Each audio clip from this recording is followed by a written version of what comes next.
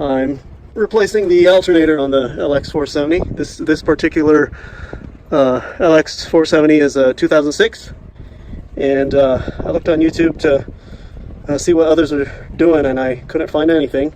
I found stuff on the Sequoia, the Tundra, which have a similar setup, but the LX470 is different, and I want to take the alternator off without having to take the radiator, and just want to share out my discoveries. I was able to, I don't know if you can see there, but I have the alternator out.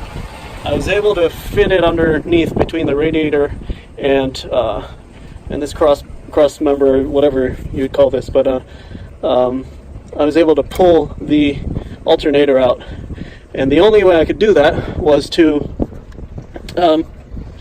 loosen the bolts on this fan belt shield. What you do is you remove the bolts on the shield.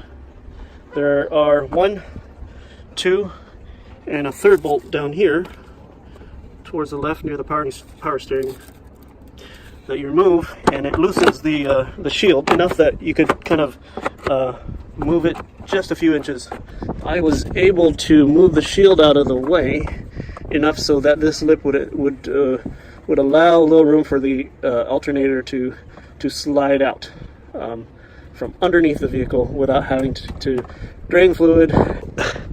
As you can see, I've been able to wedge the new alternator in, and it's a little bit of a tight fit, but if you get it at the right angle, you can get it back in there.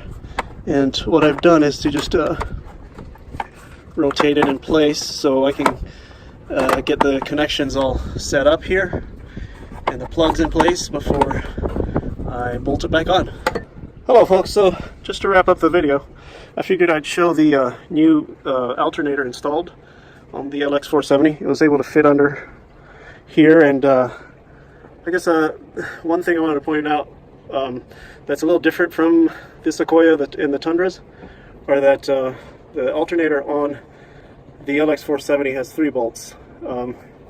If I can point them out here. The top bolt here, which is actually just a nut, and then the longer bolt down here, and then there's this smaller nut. So 14, and a 12. So that wraps it up.